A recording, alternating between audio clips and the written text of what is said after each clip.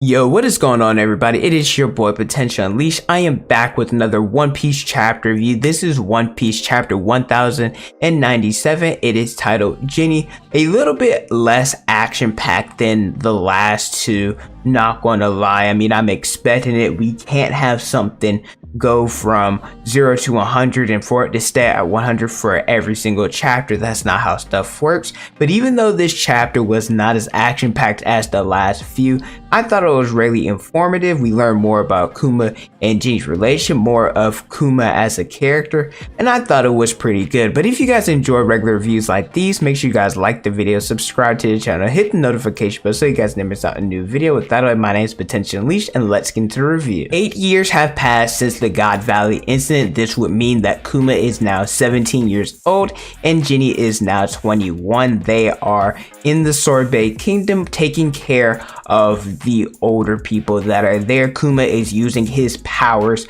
in order to push away their pain, similar to what he did to Luffy at Thriller Bark, which I will talk about a little bit later in this video. But Kuma is trying to relieve the different pain for everybody that is here. Apparently the king of the Sorbet Kingdom, his name is Bakori, and he is treating anybody that I guess you could say is dead weight or older, who are sick, those who are of a lower class. He treats them poorly, especially even prisoners. He didn't give them food, all because he is trying to do his best to pay the tribute to the Celestial Dragons, and also looking out for himself as well. So anybody that he thinks isn't beneficial to him, he is not going to help. And Kuma, he is assisting these individuals because they are weak, and we know that Kuma, he wants to help everybody in any way, shape, or form that he can. Ginny, she's a little bit against this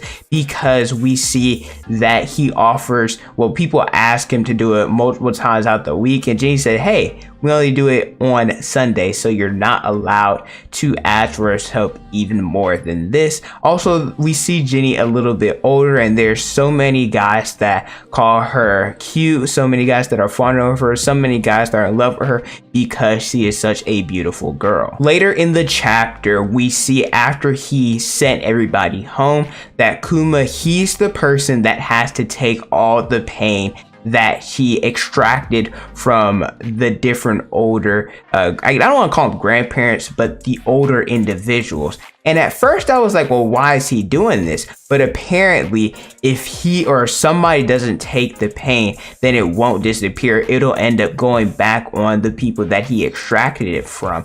Which you see Ginny, she obviously cares for Kuma, and she's upset, not because of him being a kind-hearted person and taking on this pain, but it's the fact that he's getting hurt in the process of this, and she doesn't want to see him suffer anymore because he's already been through enough. And this takes me back to Thriller Bark. A lot of us wondered why Kuma made Zoro take on Luffy's pain, because a lot of us were like, oh, well, especially now in the flashback, we're like, Kuma is such a nice guy and the title of tyrant does not fit him. And this chapter answers that question, that if nobody took Luffy's pain, then it would just end up going back to him. And so Zoro was the one who decided to take it. Now, we could have had Kuma take it if he wanted to, because we know that he is a revolutionary officer. But the reason why he allowed Zoro to take it is because he was kind of testing his resolve a little bit, and it would kind of, I don't want to say it would look bad,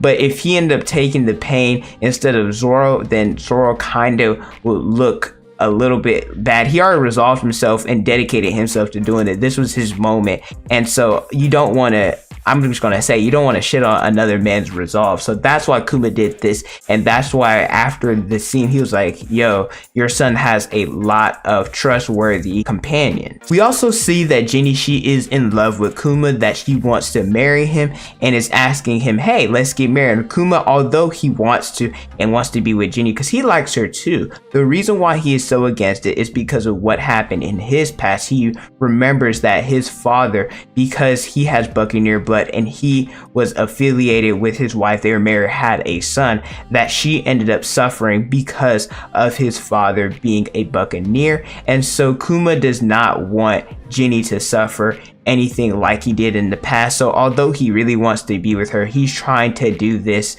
in order to protect her. And I get that. I think it's very noble, but at the same time, Ginny's already been through hell enough, and she cares for you so much. Marriage, they say, it's thick and through thick and thin. So even if he were to tell her about what happened in his past and the circumstance, she wouldn't care. She would just want to be with him. Kuma reads the papers and he sees that the freedom fighters that they're putting in work, that they are trying to help liberate other countries that are suffering. We all see a young dragon and that he appears to be the leader, and Kuma says one day he wants to head out to sea and dedicate his life to saving people, similar to Dragon. The different individuals that Kuma has assisted, they are being arrested, and Kuma's trying to figure out why. And this is because of the new policy that had been enacted by King Bikori. And so Kuma, he's going on a rampage trying to save these people, and apparently this new policy is in order to only benefit the king. He divided the Sorbet kingdom into the upper half and the lower half. The lower half,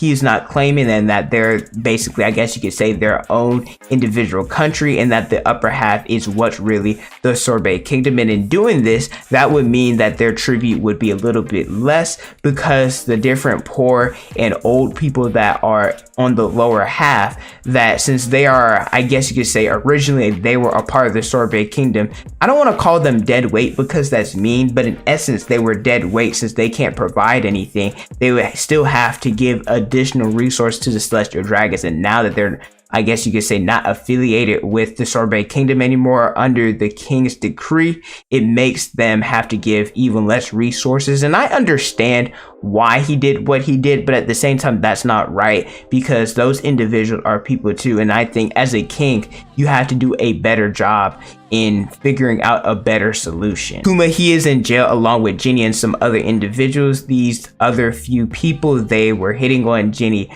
originally, and Kuma was just so oblivious. And Kuma, he's like, man, seeing all this injustice, I want to change the world. And this is where Ivankov and Dragon, they come in, because apparently Ivankov was like, oh, we're trying to speak good on Kuma's name, that this is somebody that could be worthy of joining the revolutionaries. Well, I guess for right now, they're called the freedom fighters in their cause. And so they break everybody out of prison, Dragon and Ivankov and other freedom fighters that are here. And because of the incident that happened at the Sorbet kingdom and the tragedy of Ohara gaining more steam, they are now considered the revolutionaries. Also want to mention that because of this, Dragon, Ivankov and everybody else, they were able to free the Sorbet kingdom from the previous king's injustice. Dragon, he does not have the funds just yet to truly get the revolutionary army to where he wants it to be, and we knew this looking back at this is why Vegapunk actually worked with the world government, because he needed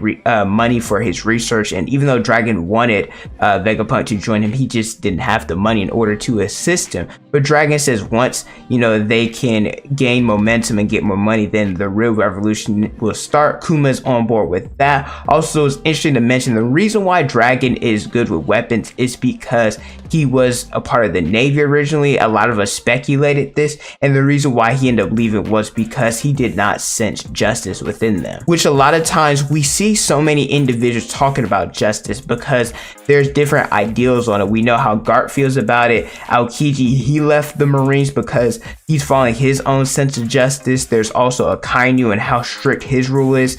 There is just the different admirals. I don't want to just individually name everybody, but how they feel about justice compared to other Marines. I mean, we see Axam Morgan, he was somebody that's corrupt. We see Smoker, we see Kobe, and how they feel about doing what's right. So there's a lot of, I don't want to just say corruption within the Marines, but there's not a sense of unity towards a specific goal in mind. And I'm not saying that you have to necessarily have the same goal to be a Marine, but I believe in helping others and doing what's right is what's most important, and not everybody is about that mentality. Ginny, she is a captain of the Eastern Force, and she's excited because she finally gets to meet up with Kuma and they get to work together. I think they said 14 years happened after this, so if my math is correct, I think here Ginny might be like 35.